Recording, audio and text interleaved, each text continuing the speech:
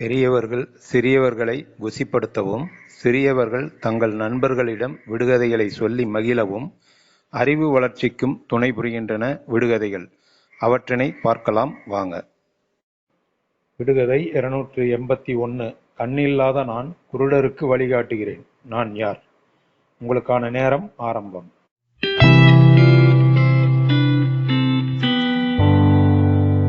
இருநூற்று 281ற்கான விடை கைத்தடி. விடுகதை 282. முகம் இருக்கிறது, கைகள் இருக்கிறது, கால்கள் இல்லை, நடக்கிறேன். நான் யார்? உங்களுக்கான நேரம் ஆரம்பம்.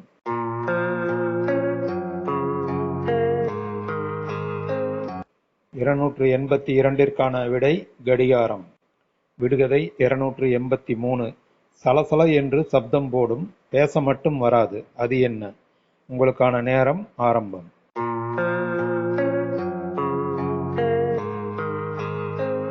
இருநூற்று 83ற்கான விடை காய்ந்த இலை, சருகுகள். விடுகதை 284. தொட்டி தண்ணீரில் 8 கப்பல்கள், கிட்ட போனால் எட்டி ஓடுது, அது என்ன? உங்களுக்கான நேரம் ஆரம்பம்.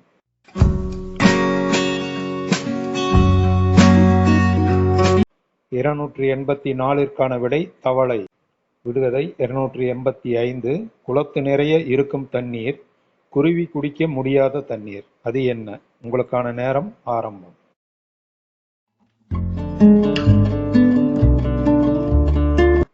இருநூற்று 85ற்கான விடை இளநீர்.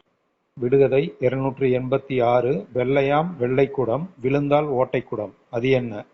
உங்களுக்கான நேரம் ஆரம்பம்.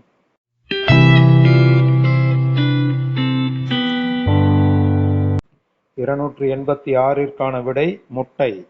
விடுகதை 287. மாலுமிக்கு வழிக்கருவி, மாதருக்கு தொழில் கருவி, அது என்ன?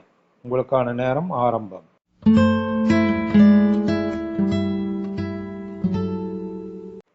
இருநூற்று 87ற்கான விடை ஊசி. விடுகதை 288. கையில்லாமல் நீந்துவான், கால் இல்லாமல் ஓடுவான், அவன் யார்? உங்களுக்கான நேரம் ஆரம்பம்.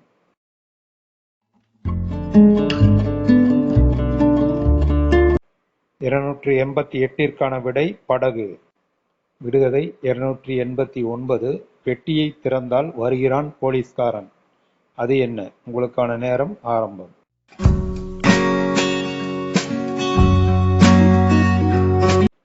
இருநூற்று 89ற்கான விடை தீக்குச்சி.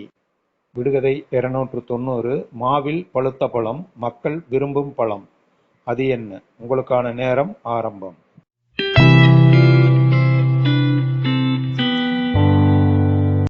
இருநூற்று 90ற்கான விடை அப்பளம். வீடியோ முழுவதும் பார்த்தவர்களுக்கு நன்றி.